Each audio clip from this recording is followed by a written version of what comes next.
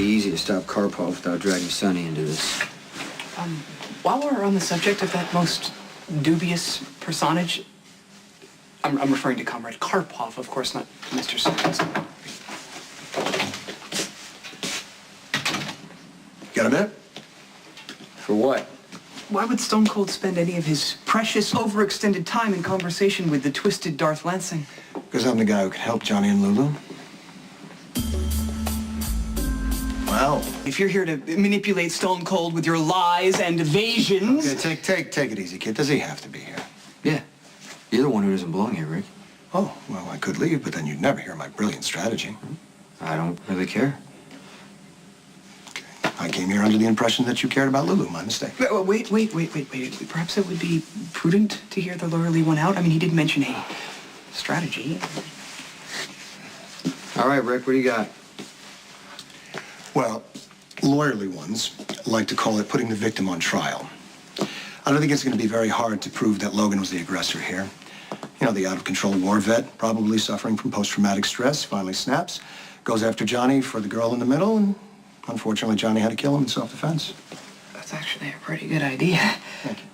But your skills as an attorney cannot be disputed, but your motives are suspect. Why would you wish to exonerate the Prince of Darkness when he is, in fact, your competition for the ear and control of evil Ant? Who cares what my motives are if I get the job done?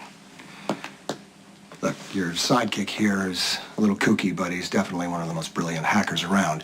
If anybody could find Johnny and Lulu, it's Spinelli. All I need for you to do is track them down, convince them to turn themselves in, and I'll take it from there. I need to talk to Rick alone. As you wish.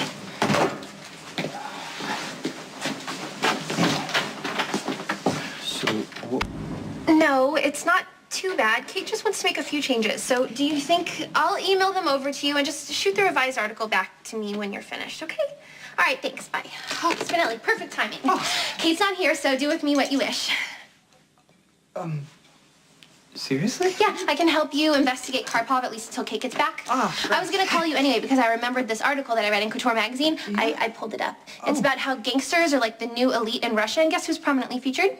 Andrei Karpov? Yeah, there's a picture of him in there with a French model that I recognize, so I figured maybe you could jackal all of her recent purchases. Purchases? Shoes, jewelry, handbags, all the insanely expensive stuff. Maybe it'll lead us to Karpov's bank accounts. Oh! Yeah, slightly convoluted, albeit fascinating information trail, but, you know, the Jack was always grateful for Maximista's efforts, but he does fear that this particular case might prove too dangerous for her involvement. Well, if it's dangerous, that only proves that you need me more. I don't really get why you don't want my help. Unless it's because we slept together. Are you having a delayed reaction? I mean, now we can't be friends because we had sex? No. Look, the Czech would never abandon Maximista. It's just that he's simply concerned. Oh, there is reason for... Spit it out, Spinelli. Stone Cold will be most displeased that I've taken you into my confidence about the emergence of the Russian mob boss. I think that implies Jason doesn't think I'm trustworthy. And I'm offended. No.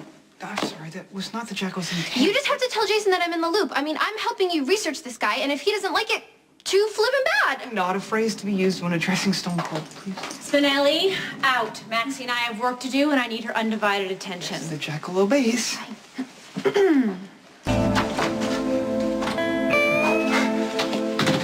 Hey, Wow!